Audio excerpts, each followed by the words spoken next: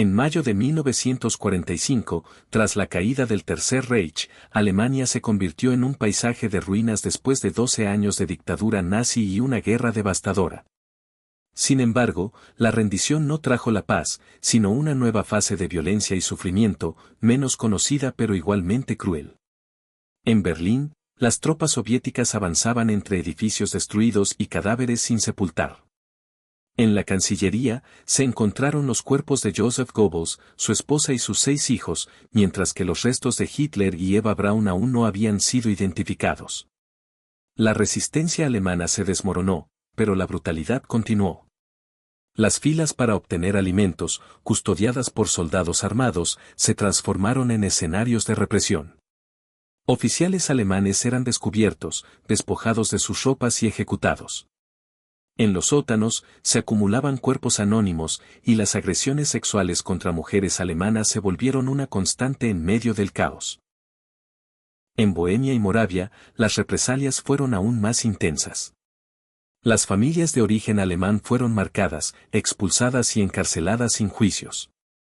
Lugares como escuelas y estadios se convirtieron en centros de humillación, golpizas y ejecuciones. La edad o la trayectoria personal no importaban, ser alemán era suficiente para ser castigado. Los primeros días en Berlín tras la rendición. El 2 de mayo de 1945, tras intensos combates urbanos, el general Helmut Weidling firmó la rendición de Berlín. La ciudad estaba devastada, de las 150.000 viviendas del centro, solo 18.000 seguían en pie, mientras que más de 30.000 habían sido completamente destruidas. Ese mismo día, Hans Fritzsche anunció por radio el cese al fuego, poniendo fin a una resistencia ya insostenible. Alrededor de 134.000 soldados se rindieron, y para los berlineses, el régimen nazi colapsó de un día para otro. Las tropas soviéticas ocuparon sin oposición los edificios del antiguo poder. En el Reichstag, quemado y ennegrecido, el mariscal Zhukov dejó su firma en una pared. En el parque Tiergarten, entre árboles destrozados, yacían los cuerpos de soldados y animales del zoológico.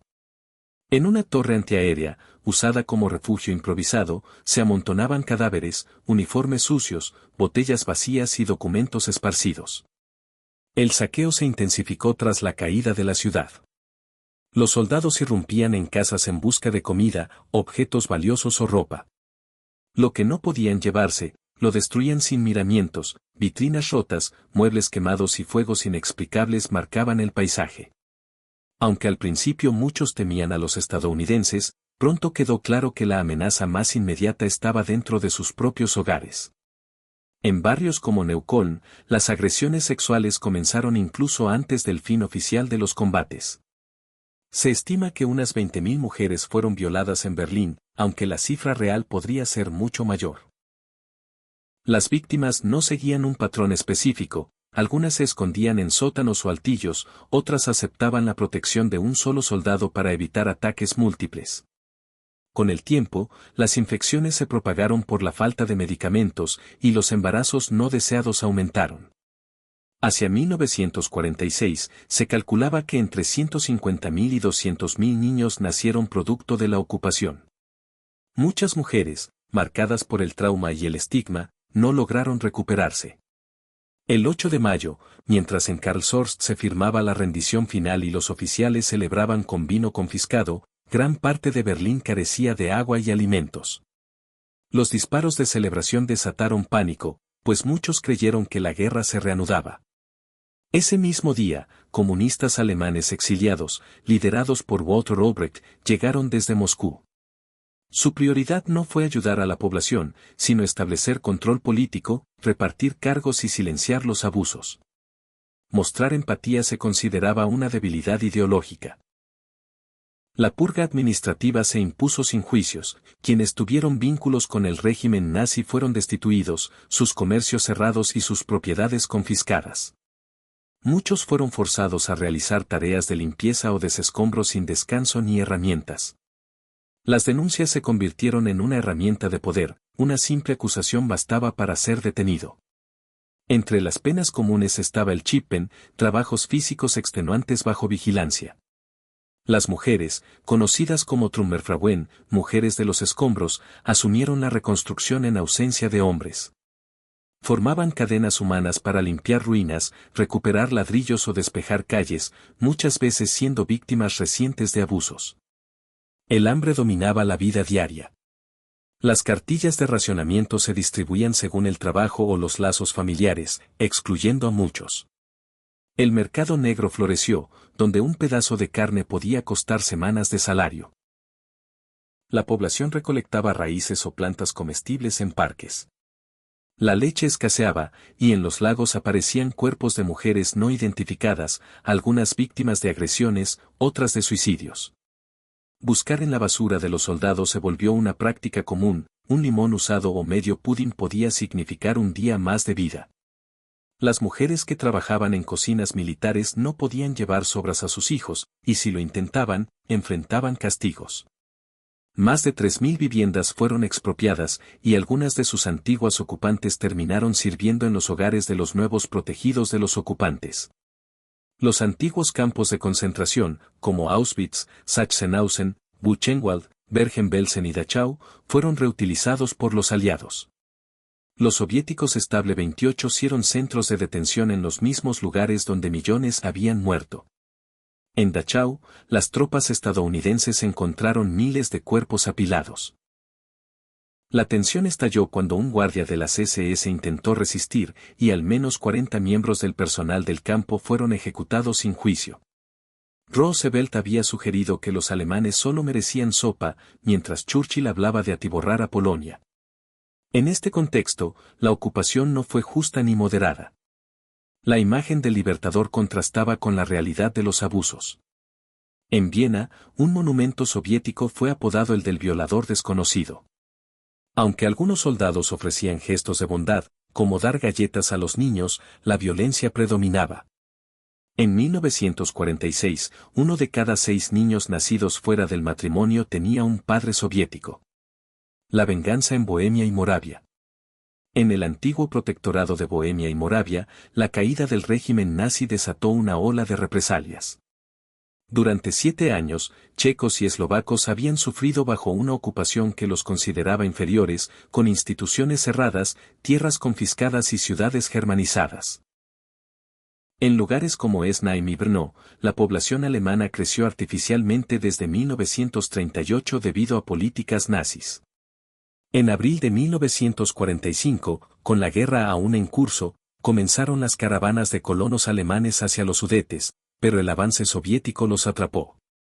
Más de 2 millones de personas, incluidos evacuados del este y refugiados de Silesia, quedaron en una región cada vez más hostil. A partir de mayo, las represalias se intensificaron. En Praga, edificios alemanes se convirtieron en centros de detención improvisados. Escuelas, universidades y hospitales se transformaron en campos de internamiento, respaldados por el Ejército Rojo y con la indiferencia de las potencias occidentales. Las restricciones contra los alemanes fueron severas, llevaban brazaletes blancos con la letra N, no podían usar transporte público, comprar libremente ni enviar correspondencia. Se les excluía del racionamiento de alimentos y se les confiscaban radios, cámaras y joyas. Muchos fueron obligados a trabajar sin paga en fábricas, minas o campos. El caos se desató con el avance soviético. Tropas y milicias checas, como la Revolucionaria o el SNB, saquearon y agredieron sin distinción. Casas de familias alemanas fueron ocupadas y sus pertenencias robadas. El tren entre Praga y el norte, apodado Expreso de Alaska, simbolizaba esta fiebre de apropiación.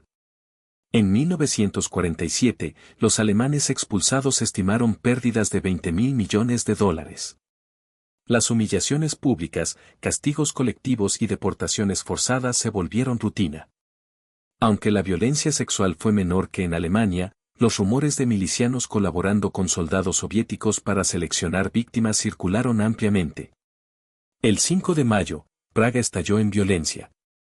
Las radios incitaban a atacar a los alemanes, y las detenciones masivas se multiplicaron.